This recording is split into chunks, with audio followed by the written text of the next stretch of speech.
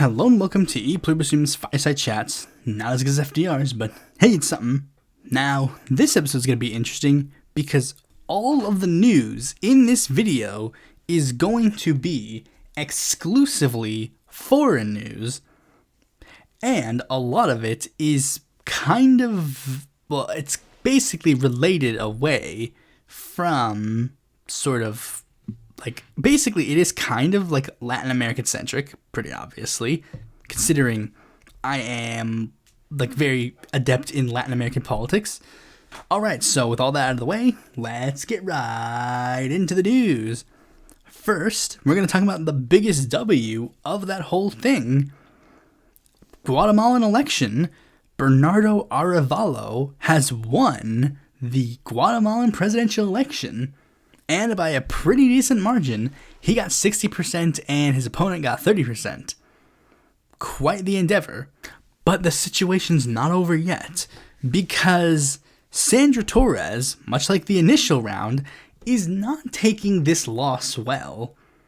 And many people are still concerned about the situation within Guatemala, because it could still go south very fast. For starters, she has again filed suits against the election authorities claiming electoral fraud. She's also decided to, like, this is a small interesting thing that happened that I know that made me knew that something was up, because she decided after the election to lock her Twitter account, I think essentially putting herself in a bubble, because now, like, because literally in order to get her to follow her now, you have to go and follow her, and she has to accept your follow request. She is now in a bubble with her most ardent supporters, and she is going to try and fight these results. But another problem that is arising is the fact that Bernardo Arévalo, there's been a little bit of a worry with Bernardo Arévalo, because if you remember, Semilia has been having problems with their electoral process. See, initially, some people were even thinking that they wouldn't even get on the ballot initially because people were challenging him to get off the ballot because apparently his party didn't file certain things right, but he was allowed on the ballot regardless.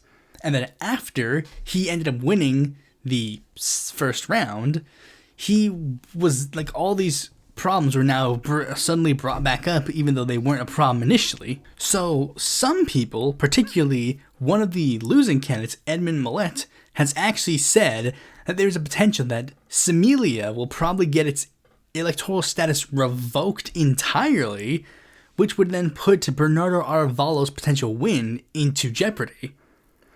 He says, best case scenario, Semilia might get their election, they might get pulled from the electoral system, and then, due to that, they would then be forced to have Bernardo Arévalo accept the presidency as an independent.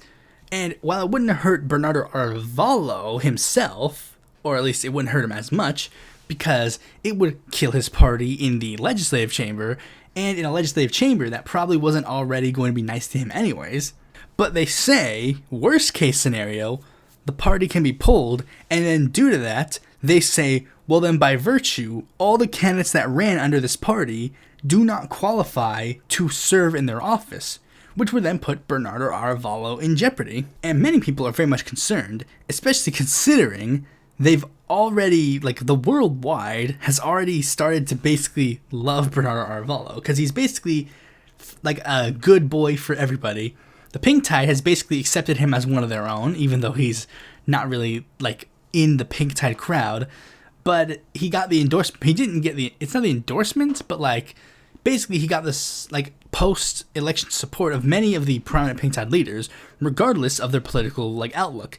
He's gotten support from Evo, Ortega, Pepe Mujica, and AMLO. So it's when you're getting all of them, when all of them are coming to your back, that's when it's starting to think okay, you're probably a good boy for the Pink Tide, so I'm not going to get involved in the Wikipedia war on that. But also many right-wing figures all around the world are trying to make it seem like this is a victory because of anti-corruption and stuff. The Biden admin has already started thinking about putting sanctions on certain figures in Guatemala, one of which I would have to assume would include Sandra Torres.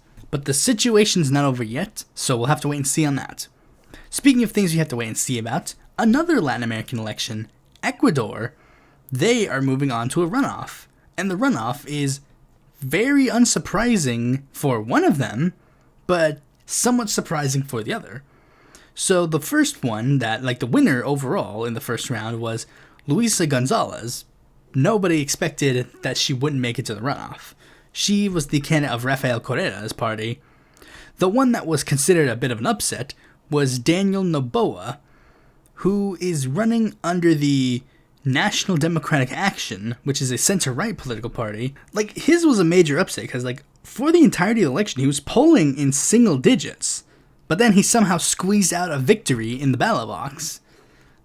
Though it could be because his father's apparently a well-known banana salesman, which means, Banana Republic. But there's, again, polling-wise, people thought that, the one candidate they thought would do well was Zurita, or maybe Topic, but no. Apparently, Noboa was the one who won. Now, unlike Bernardo Arévalo, I'm not really going to get involved in this race because Rafael Correa's movement and party is a little bit of a questionable one. One thing that happened was when Populism Updates made this big spiel after, she was chosen as the nominee, and they're like, oh, she's anti-abortion, anti-gay rights, and it's that's not really new. That's kind of Rafael Correa's whole party and movement. They're extremely left-wing on economic views, but on social views, they're pretty standard, conservative right-wing. I only endorsed the VP in the current one, who was the candidate in the last cycle, Andres Alvarez, because he was basically the one candidate that sort of drifted away from that. But the rest of the parties kind of, remained in that field. So I can't really in good faith support her, but, I don't think that the other guy would be a good choice. And what's interesting is that technically Rafael Correa has two people on the ballot, because Noboa is actually endorsed by the former party of Correa, the party that used to be the País Alliance, but has now reformed after that name has basically been tarnished in Ecuador. Speaking of Latin American elections, oh boy, we have a lot of news coming from the Mexican presidential election. Literally, a lot of things have happened in this short period of time, so let's just go over them based on lowest prominence to most prominence. Lowest prominence is that the PRD has essentially endorsed Xochitl Galvez. They've officially made it known that they will be endorsing Xochitl Galvez in the broad front primary. You might say, well, this is at least a little bit of a big deal. Until you factor in this part that I didn't tell you. Yeah, there are only two candidates remaining in the election now, because Santiago Creel, a member of the PAN, decided to drop out as well and endorse Xochitl Galvez. And with that, Xochitl Galvez has basically gotten the dedazo of the primary. She's basically considered the only person who has a chance of winning. And as such, there have been many people who have been calling for Beatriz Paredes, the pre-candidate, to actually drop out and endorse Xochitl. But Beatriz has actually made it well known that she does not intend to drop out, and that she intends to remain in the race, at least until the process actually works out. And the only reason why is because the leader of the PRE is openly backing her candidacy and shoveling money into her candidacy. And basically the entirety of the Mexican right wing has been trying to get Beatriz to drop out. Even to the point where they're making fun of her for being an old woman, because she has to use a wheelchair and a cane. They're like, you're literally in no position to be the candidate. And Xochitl has dug up one interesting thing, because she has found out, or at least allegedly found out, that there are some people within Morena that are actively pushing for Beatriz to be the candidate of the Frente Amplio por Mexico, because she is objectively the weaker candidate. And another interesting thing that came out of it is the fact that around the same time that all this drama was going on, the National Election Institute of Mexico has just released the numbers of party registration within Mexico. Now, they don't count independents for some reason. They only count people who are actually registered with political parties. Even though when you look at the actual votes in Mexico, you realize there are a lot more people that are registered to vote. But clearly they're not registered with the political party. But anyways, here are the numbers of the parties in question. So the PAN has the lowest amount of members with 277,665 members. The Citizens Movement is right above them, with 384,005 members. PT is right above them with 457,624 members. PVEM is right above them with 591,417 members. The PRD is right above them with 999,249 members, which is interesting because the last time that they did this result, the PRD had over 1 million members. Next, we have the PRE with 1,411,889 members. And last, but certainly not least, we have Morena with 2,322,136 members. Very big deal, because I'm pretty sure this is the first time in history that the PRE has not been the most registered political party in Mexican history. Because the fact of the matter is, the PRE just had all those members grandfathered in from a long time ago. So I think it is very interesting just to see that Morena is basically walking away with W after W after W. We'll see if this momentum manages to move on to the presidency again. Speaking of momentum, there is a certain other thing that is an acronym that is getting some momentum. BRICS. There's a good chance a lot of you know what BRICS is, but I don't think I've talked about them formally on this channel. But BRICS is a economic group of a couple of countries. In this case, it's Brazil, Russia, India, China, and South Africa. Basically, they're trying to be an economic trade bloc to rival the G7, because each of those countries have good economies that do not necessarily align with the United States' geopolitical order. So it's basically being considered like a economic alliance to basically rival the American economy. Technically, it's the G7's economy, but realistically, if America wasn't in there, it would be nothing. Meanwhile, BRICS is a bit more even in regards to its economies, though to be fair, many people consider Brazil and China to be the ones that carry the movement. Well, recently, they just announced they intend to add 6 new members: the United Arab Emirates, Saudi Arabia, Iran, Ethiopia, Egypt, and Argentina. And many are saying that if this follows through, then BRICS will become a very viable force. To the point where now many people are trying to spread this idea that Lula is now part of a new axis of evil because of him doing economic trade with Russia and China. I really don't necessarily know what this really means, except for the fact that many people are saying that this will be sort of the beginning of a truly multipolar world, because we will have actual competition in the worldwide economy. Another thing that's interesting is the fact that Argentina, even though it's being included as a member now, its membership might immediately go away because of the upcoming election.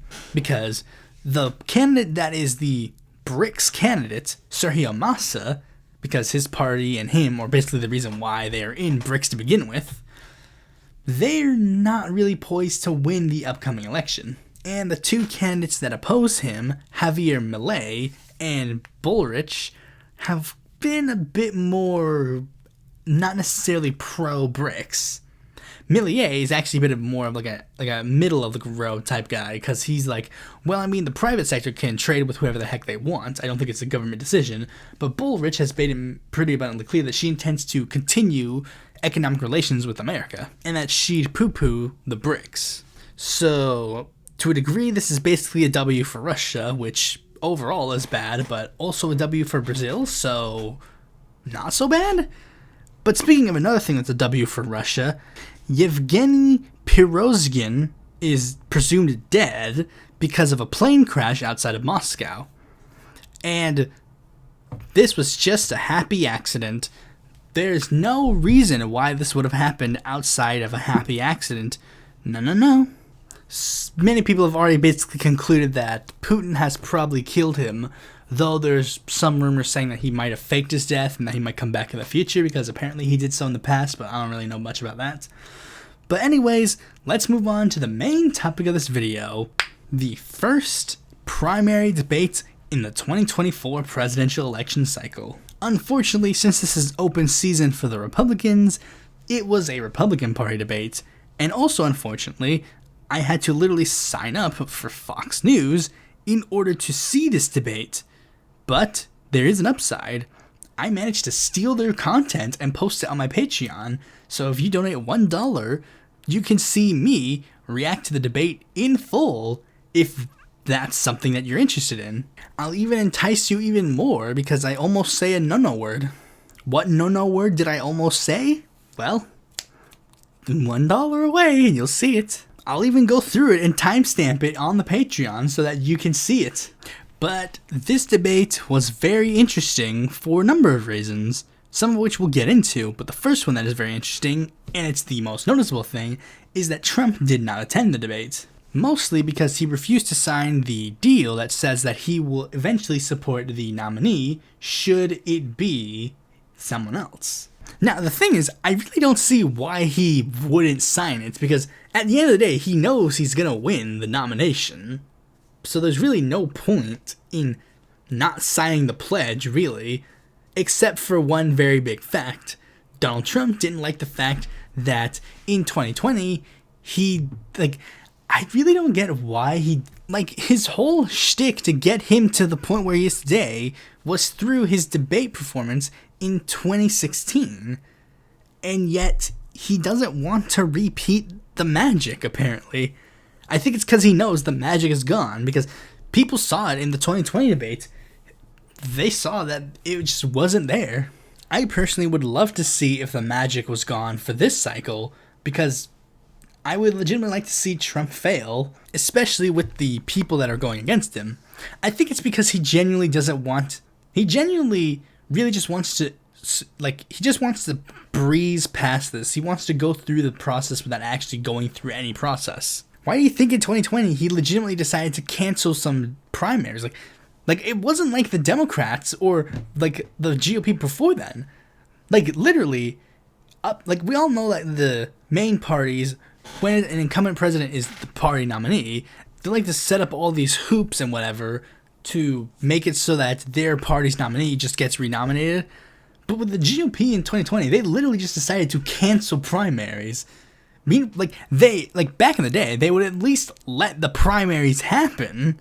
And with Joe Biden, he's the nominee, but he still intends to let primaries happen. He's not canceling any primaries.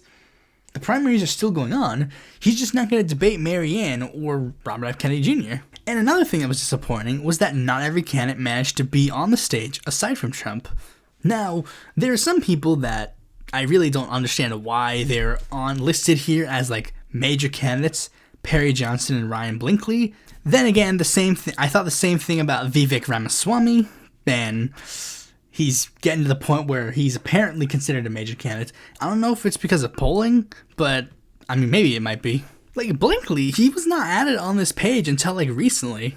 And as is the deal, when they're setting up the stage, they're setting up rules that just so happen to exclude certain candidates from the stage. Here was the criteria to get on the stage.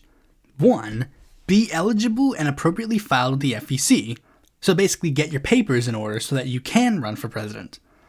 Sign pledges by August 21st indicating that they will not participate in any non-RNC debates and that they will support the eventual nominee. Easy enough. Prove to the RNC by August 21st that they have polled above 1% since July in 3 national polls or in 2 national polls and 1 poll from each of 2 different early primary states, Iowa, New Hampshire, Nevada, South Carolina. The polls must meet RNC stated standards. And 4, prove to the RNC by August 21st they have attracted from at least 40,000 individuals with at least 200 from each of the 20 states or territories. Okay, so by the criteria that it states, the only candidates that should have been definitively excluded from the debate were Trump and Hurd, because both of them refused to sign the pledge saying that they would back the eventual nominee. Basically for opposite reasons. Trump said that he wouldn't back anybody but himself. Meanwhile, Hurd says that he would not back Trump. If either of them signed the pledge, they would have qualified. Though I guess you gotta be fair to Hurd. Hurd is being upfront and saying that he won't back Trump. Meanwhile, a lot of other people have basically stated that they wouldn't back Trump, but they did sign the pledge anyways. Elder and Suarez both claimed on separate occasions that they qualified, but Elder has apparently a lot more scrutiny in regards to the polls that he used. Meanwhile, Suarez, it seems like he followed all of the rules, and yet he still didn't get allowed, based on, I guess, some technicality. Perry Johnson got excluded for very similar reasons. Like, they got this exclusion on like a weird technicality, but it's like, I really don't understand why they didn't just include all the candidates on the stage. Like, I really think they should have just, like, you know me, I believe that every single candidate should be on the stage, and they should have been on the stage. And I find it interesting that the candidates that were excluded from the stage were 2 black men and a Hispanic man, and the most persecuted minority of them all, Perry Johnson. Especially considering, as we've gone over on this channel many times, the debates are basically make or break for a lot of these candidates. Like, most of the media has kind of already concluded how the race is sort of panning out. Basically, if you are pro-Trump, you're going to vote for Trump. Meanwhile, if you're anti-Trump, you're more than likely just going to back DeSantis, regardless of all the other candidates. Like, the media has finally concluded how that is. The race is Trump-DeSantis. The kind of in the field of contention is Haley, Scott, and Christie, and I guess now Vivek. Suarez, Elder, Hurd, Asa, and Doug are essentially the also theirs, but not really the really also theirs. They're the prominent enough also theirs. And then Perry Johnson below are the literally lowest hanging fruit. The ones that I'll probably give a brief sentence in the video that I eventually have to do on this election with the other 2024 GOP candidates, and nothing more. But yeah, I've talked about how the lead up to that was big. How about the actual debate itself? Well, I think everybody is in agreement that that whole debate was a bit of a shit show. You could tell that everybody on the stage wanted to be the breakout person of the night. But unfortunately, due to how the race and the debate actually was, all of them really did not look too favorable by the end of the night. Candidates basically going all over the place, and the audience going all over the place. Like, one of the big weird things is that the GOP, they're so confused on what the heck to do that there was literally applause and boos all over the place. The audience was literally like a bouncy ball. They were just skipping all over the place. On one end, you would say, I believe abortion is good, and they would clap. Then on the other end, you'd say, I believe that life is sacred at the beginning of conception, and then they would clap. One person would say, climate change is a hoax, and they'd go, boo! But then on the other end, they'd say, carbon really doesn't have anything to do with the rise of climate, and they'd go, yes! On one end, they'll say, Pence did a good job in actually trying to move the transition of power, and they'd go, yay! But then on the other end, they'd say, oh yeah, but like Trump is a criminal, and they go, boo! It's like, what do you want? It was so confusing. It's like, what do you want? The GOP audience was essentially like a kid at a school play. They don't have the teacher sitting next to them feeding them lines, so they have no clue what to say. And you could tell who the tryhards of the night were.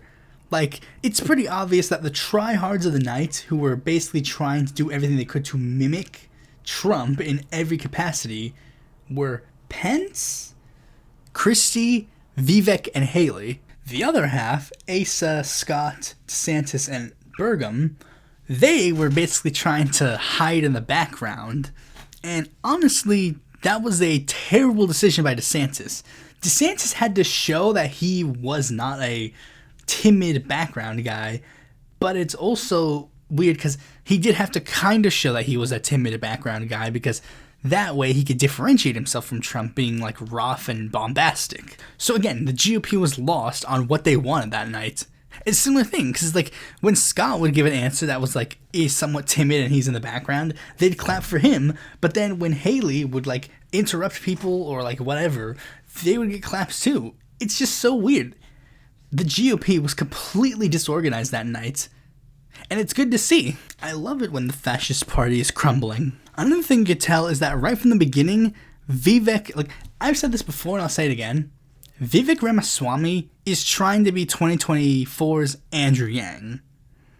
Like he's trying to be that guy who came out of nowhere, became popular on the internet, and he tried to copy Yang's mannerisms to a T, with one exception. Basically, it's like the two types of nerd. Andrew Yang was sort of like the timid nerd that nobody cares about, that gets picked on at school. Like they look at him and they're like, haha, nice cap loser, and then they flick his cap off. Meanwhile, Vivek is the type of nerd that it's like, if you screw with him, he's going to put you on a list. A nerd that dreams of being a jock. The nerd that spends way too much time on 4chan and tries to pretend that he's like a Chad and he's like an alpha. Meanwhile, Andrew Yang, he was kind of okay with being a wallflower nerd. And I think the thing that caught my eye on that was like almost immediately when Vivek was asked something, like they asked him his first question, and he immediately went into, hi, you guys don't know who I am, blah, blah, blah, blah. When I'm pretty sure Andrew Yang did the exact same thing, I think. Except when Andrew Yang did it, he did it in his opening statement and not in his first question. Meanwhile, they didn't give them opening statements initially, so Vivek just used that to give his opening spiel. Another candidate that I was very surprised that was trying to butt in a lot was Mike Pence. Mike Pence really didn't strike me as a guy who would like butt in a lot, especially considering he's trying to contrast himself with Trump a lot. But this is the biggest difference between when Trump did it and when Mike Pence did it. You see, Pence was thinking that he would pull Trump 2016, but in actuality, he pulled Trump 2020, which is literally just Trump 2016 energy, but not there. When you saw Trump 2016 interrupting a candidate, you were clapping and cheering, but when you saw Trump 2020 interrupting a candidate, you're like, dude, shut up. Will you shut up, man? And with Pence, that was basically what happened. He would try to talk over candidates. He would try to interrupt them. But the moderators would literally just be like, dude, shut up, shut up, shut up. People are talking here. Meanwhile, other candidates, and by other candidates, I mean Vivek and Chris Christie, they were able, okay, I guess Haley did it a little bit too, but when they interrupted candidates, they didn't get that treatment because I guess they brought real Chad energy. This first debate was also very good for them because this was the debate where they could finally tell people who they are. Because all we really had up to this point for the candidates were pictures and rough ideas on where they stood on the issues. Like, let's just take a look objectively at all the candidates in question. DeSantis, he was considered the anti-Trump candidate. Why? Because that he just got that position. He didn't really get that position from his policies or his views. He only got that because that's what he got. Tim Scott, token black man. Nikki Haley, token woman. Chris Christie, Trump ally turned opponent. Mike Pence, Trump ally turned opponent with a twist. He was actually a very hardcore social conservative. And then the other two were just there. And Vivek was the wild card. But after this debate, they all finally pinpointed what candidate they truly want to be. Well, okay, in reality, some of them made people figure out what candidate they truly wanted to be. And ironically, one of them is not who you'd think. First of all, Christie is trying to paint himself very much as an anti-Trump Republican. Like, I mean, this debate especially has kind of painted him to be like the true anti-Trump candidate. Not due to any policies, but just because when Trump came up, he was the most vocal anti-Trump candidate on the stage. Even though on a technicality, there was one candidate who was technically more anti-Trump, and that all stems from the one question they asked about Trump, where they basically just told the GOP candidates, hey, even if Trump is guilty of the crimes that he very obviously committed, and he is sentenced, would you support him? Would you cuck yourselves? And all of the candidates and here's the interesting thing that I like. You could see how certain candidates were with their response. Like, Vivek immediately raised his hand. Then I think came sort of the agnostics on the Trump issue, which would be Scott and Haley. And then Burgum, he was either before them or after them. And then that left the other side of the stage basically looking to see how it would be. Then I think after that, DeSantis raised his hand. Then came Pence. Then Christie did the whole thing where he's like... Meanwhile, Chad Asa Hutchinson was just... He didn't raise his hand one bit. But it doesn't matter, because with him doing the... They called on him first, and he basically got to suck the energy away from Asa Hutchinson. Oh yeah, I guess I should also mention this. Vivek, his knees must have been really hurting after that night, with all the Trump throating that he did. The entire debate. Like, I wouldn't be surprised if it was revealed that Vivek was just paid by the Trump campaign to be in the debate, because literally that's all that happened. Vivek was just throating Trump the entire night, and he was being such a prick about it. Like, he's basically what would happen if you took 2016 Trump and Andrew Yang and put them in a blender. You could see it in my reaction, if you've been there. He was literally just this massive dick the entire night. And he knew he had to be a dick. Because Vivek, I'll be honest, Vivek was one of those candidates where I was legitimately thinking, like, he might not make it into the next debates. He might not make it. Like, and a lot of those candidates, they should have taken notes. Like, Asa and Doug, they should have butted in more. They really should have butted in more, because those two are literally next on the chopping block. But due to the fact that they didn't butt in more, they got the least amount of talk time the night. And it was only after I was ranting that I realized, I remembered that I was actually like going through the candidates to figure out who they were. So let's just recap that again. Vivek was basically Trump stan. Christie became the anti-Trump candidate.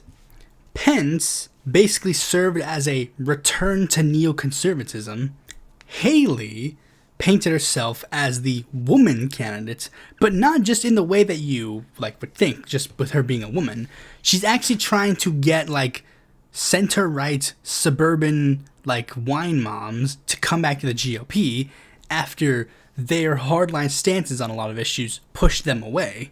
And the last person that actually did manage to paint themselves as a notable candidate was actually, ironically, Doug Burgum, even though he got some of the lowest quality time, in the debate, because of the fact that in the few questions that he got, he basically painted himself as the states' rights candidate. An answer that does well for the GOP candidates, which is probably why Tim Scott was very concerned the entire night. Especially considering he accidentally slipped up and said that he was bought and paid for. Doug Burgum said, "What?" Like I said before, the GOP has been a bit disgruntled. They're trying to figure out who they are politically. And one of the things I think showed this really well was their Ukraine, debate. Their Ukraine, debacle. Some of the candidates, of course, being, very, NAFO-type neocons. You know, Haley, Pence, Christie. Meanwhile, Vivek was a very loud and proud isolationist on the stage. And when Vivek talked openly about isolationism, he basically just, he didn't say, I am an isolationist, but he was basically saying isolationism. Those three neocons immediately pounced on him. The other three didn't even get a chance to talk during that discussion. I literally said other three. I didn't even mention DeSantis. Because that's the thing, that's the problem. DeSantis, he's the frontrunner. He was supposed to be the one who got a lot of discussion, got to talk a lot. But he didn't.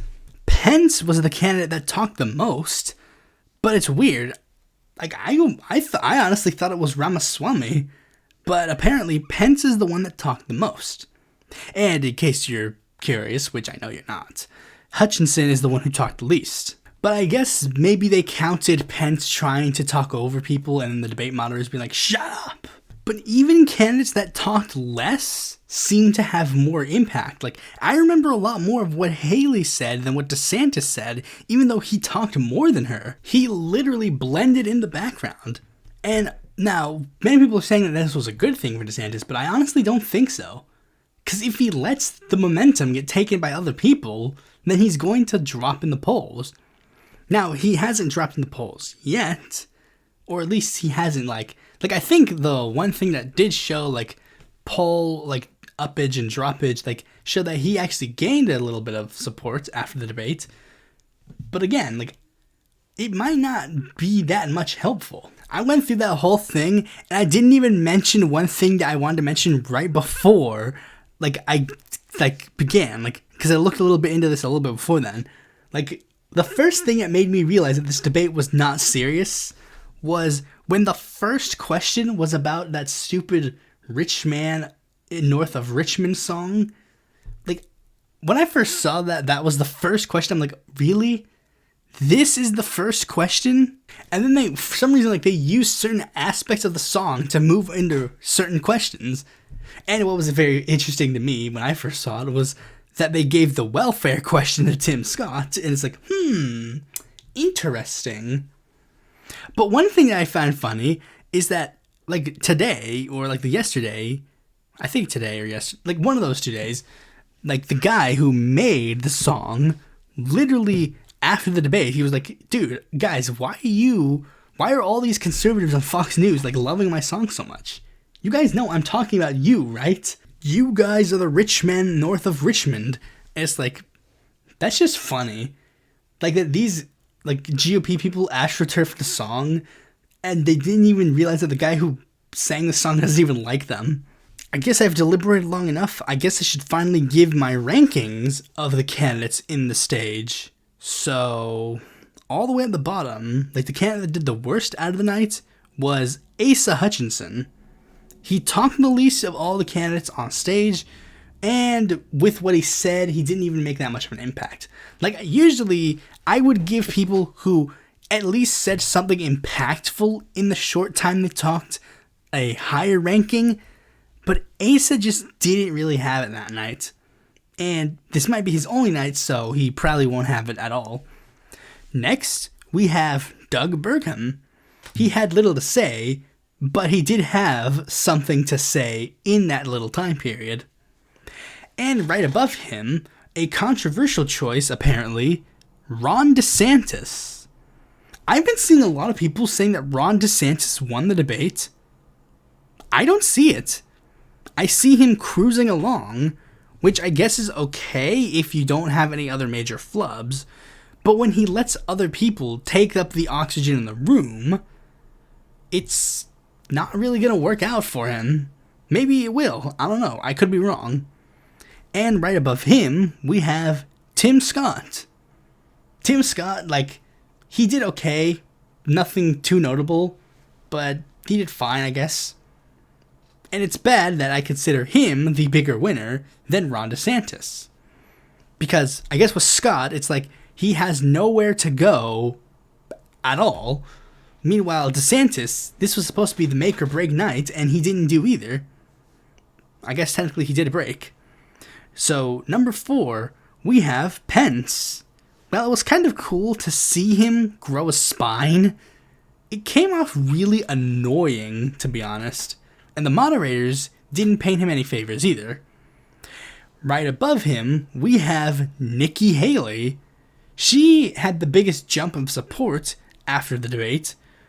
But honestly, aside from slight things to indicate that she might be trying to build the GOP's tent, there really is not that much impactful about her debate performance. If there were any other hard hitters in the night, she probably would not do so hot.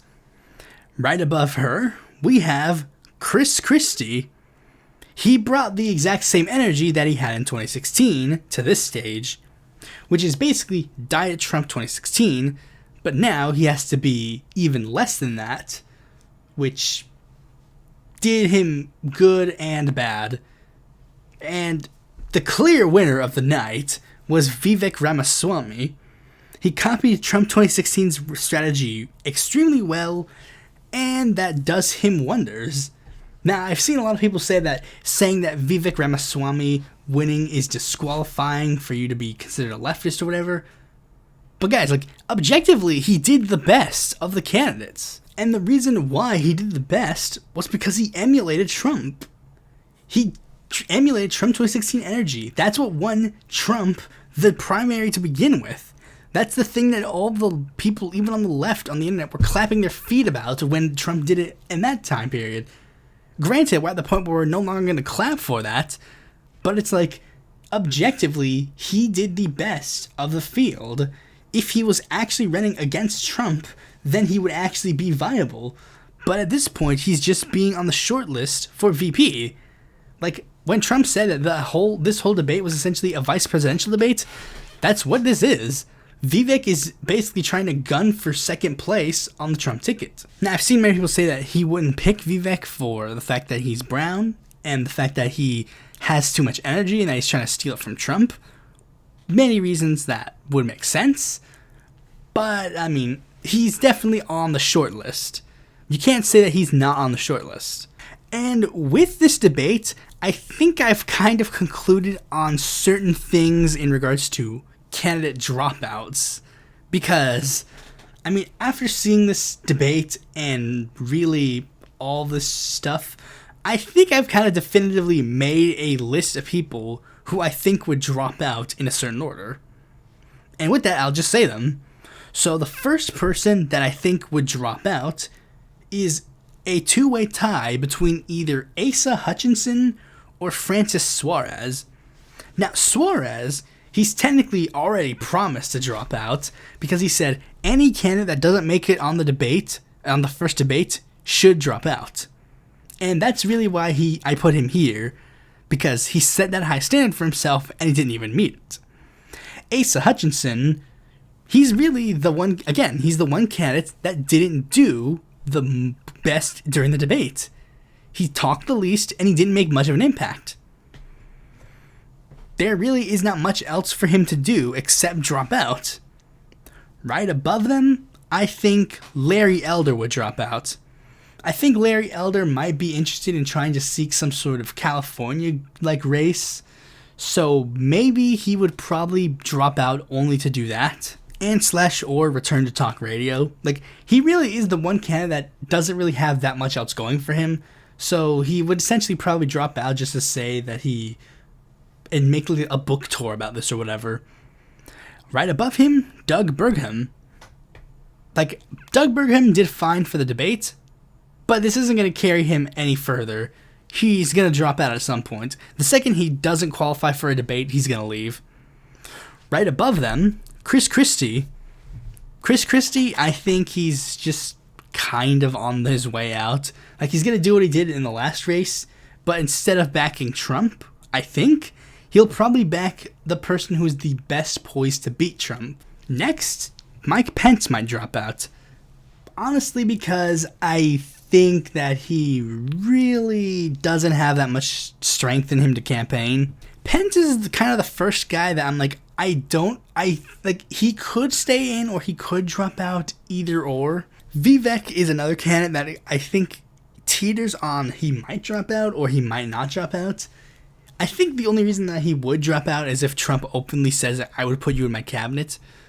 But otherwise, he might not drop out just for the ego boost, just to show Trump, like, see, look at how powerful I can be, how good of an ally I can be. And Tim Scott, Nikki Haley, and Ron DeSantis have the least likelihood to drop out. And in that order, like, Scott, he might drop out just to return to the Senate. Nikki Haley, she has nothing else going for her, so she might stay in the race. And DeSantis, he has basically kissed all the future that he has with the Trump campaign goodbye, so he really has no reason to stay in or stay out. You may notice some contenders that I actually didn't include in the dropout list: William Hurd and Perry Johnson. Simply put, neither of them I really see dropping out.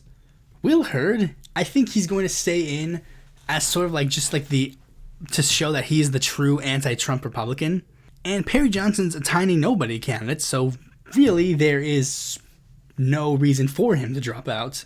Now, you've heard all this stuff, but in reality, you want to know who the real biggest loser of the night was? Donald Trump. Aside from the bomb-ass head that he got from Vivek, he didn't really do so hot. He allowed Pence to take credit for all of the administration's positives, quote-unquote, and after the night, he ended up losing support. Some people want to make a big deal about the views that he got on his Tucker interview on Twitter, but the fact of the matter is, Twitter inflates views on tweets. And since his interview with Tucker was released as a video and not live like the debate was, people can easily rewatch it and then just boost the view count. And the biggest winner of the night was Joe Biden. Him and Democratic operatives have already started making this part of their campaign material, making videos about the debate, showing how disorganized, disjointed the GOP was. And honestly, that's a big W for him. And with that, we conclude the first and potentially only Republican primary debate breakdown of the cycle. The only exception would be if Trump does one of the debates. Like, if Trump does one of the debates, I'll see it, but after that, I probably won't watch anymore. A similar thing would happen in a general election debate if Trump shows up for that. I'll watch the first one, but I won't do anything else, because at this point, we all have basically made up our mind on who we intend to support, and watching these debates aren't really going to help anybody. Thanks for watching this video. Be sure to like, comment, share, and subscribe, and click the bell to notify when a future video of mine comes out. And if you need some more content from me, you can go to my website, follow me on Twitter, join my Discord, or consider supporting me on Patreon.